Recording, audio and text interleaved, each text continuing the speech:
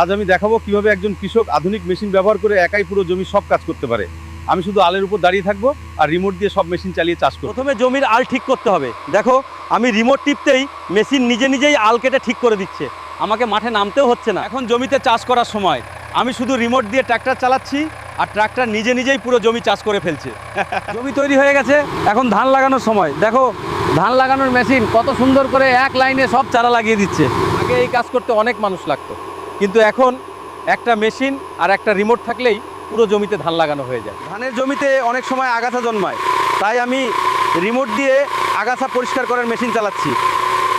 ধানের গাছ বড় হয়ে গেছে, এখন রোগ থেকে বাঁচাতে ড্রোন দিয়ে ওষুধ স্প্রে করা দরকার। দেখো এই ড্রোন কয়েক মিনিটেই পুরো জমিতে সার আর ওষুধ ছড়িয়ে দিচ্ছে।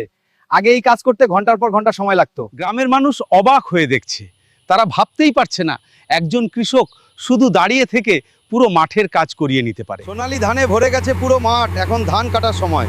দেখো হারভেস্টার মেশিন কয়েক মিনিটেই পুরো জমির ধান কেটে ফেলছে। আগে এই কাজ করতে অনেক কষ্ট আর অনেক মানুষ লাগতো, এখন প্রযুক্তির সাহায্যে একজন কৃষকই সব করতে পারে। আধুনিক প্রযুক্তি ব্যবহার করলে কৃষকের কাজ সহজ হয়, সময় বাঁচে আর ফসলও ভালো হয়।